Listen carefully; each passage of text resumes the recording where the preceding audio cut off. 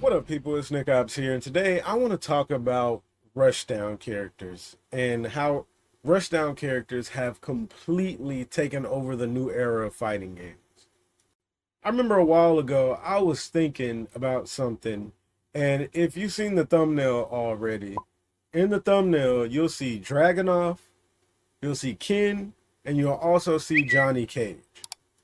Also, in case you didn't know, we are in the new era of fighting games. Street Fighter 6, Mortal Kombat 1, and Tekken 8 have all came out within a year of each other. And those three characters that I just named, if you break down the time that all the games have been out. So, I'm not saying all of those characters are the best right now, but if we look in total time within how long the game has been out, those three characters have been the best in those games over the longest period. And a good reference that I could use to kind of describe what I mean by that, if we look at the WWE, how there are world title reigns, those three characters have had the longest world title reigns since the games have been out. So with that being said, I want to talk about why I feel like this new era of fighting games have been taken over completely by Rushdown characters, and is that a good or bad thing? So the obvious thing that we need to get out of the way right away, I know a lot of people might not know this in case you haven't watched my Tekken videos in the past, but I made a video talking about how Tekken players need to accept the future. Tekken players have been the last group of players to accept that we are in a new era of full-on aggression. It was one of the biggest complaints about Tekken 8, and there was recently a patch yesterday to address the game's problems and everything. So I don't know if they fixed that about the game, but Tekken 8 is easily the most aggressive fighting game that I've ever played. I've played a lot of fighting games and hit the highest rank in a lot of them, and I can confidently say that Tekken is a dumb aggressive game. And not calling the game dumb, I'm saying it's dumb aggressive. So why I mention that is I've already been used to this with playing, multiple games before the release of Tekken, such as Street Fighter 6, such as even Guilty Gear Strive, even though, Guilty Gear Strive ain't a part of the big three, but if there's a number 4, I would put Strive there. With them playing Strive, with them playing, Street Fighter 6, with him playing Mortal Kombat 1 and hitting the highest ranks in all of those games, I can confidently say that after playing Tekken as well, that game is aggressive. So I made a video talking about I don't understand why, I understood why Tekken players were so irritated, because they haven't had to get used to the future yet. Mortal Kombat players, aggression is the norm. Street Fighter players had to get used to it with Street Fighter 5.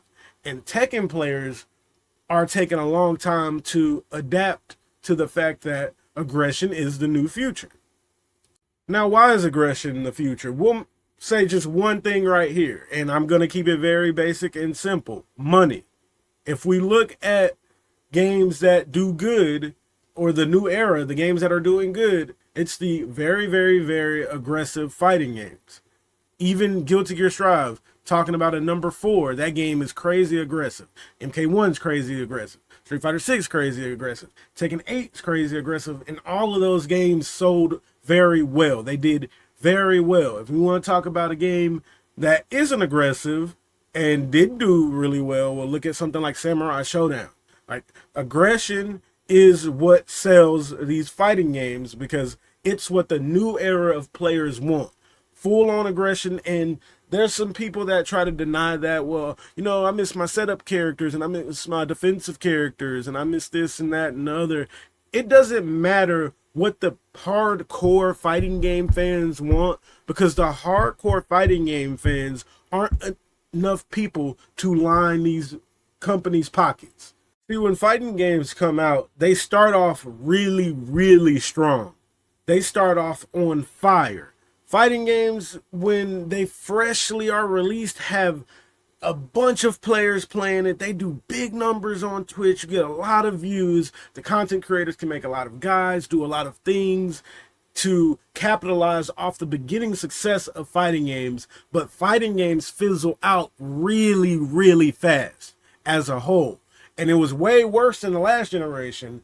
Now they have gotten better at keeping player retention in fighting games because they've made this new era easier. It's easier to get into fighting games, and also the aggressive nature of fighting games now attracts more people. So what does that mean at the end of the day? More money. The casual player base attracts more money. And also what people have to understand is the casual player base in anything, in any aspect, in what most creators do will always be the way to go. With that being devs, with that being content creation, there are plenty, and I mean plenty, of fighting game players out there. And I'm just going to be blunt when I say this. There's a lot of fighting game channels with a lot of subscribers that are not even good at the game. They make videos that appeal to the casual player base, and they're able to, get a following off of that. But there's so many, I'm not going to list names, but there's so many fighting game content creators with a lot, and I mean big channels, that aren't even good at the game. So just like those people appeal to a casual player base, also devs aim to appeal to a casual player base, because that is what's going to make them more money at the end of the day.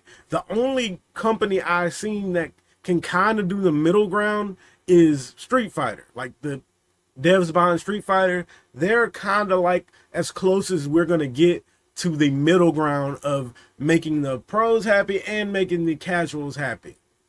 Now, if you're one of those people that come from the older era of fighting games, or one of those people that, are used to having more options of player expression in fighting games, I can understand why this might be irritating to a lot of you, because in the older fighting games, you had options to do what you wanted to do as per playstyle each person.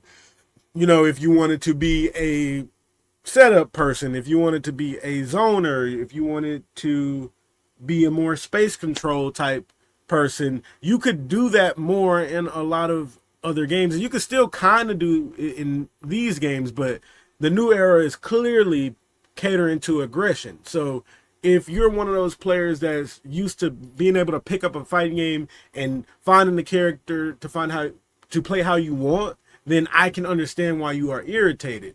And you will continue to be irritated for a long time, because with all the money that these new fighting games are making, that era is not going to change.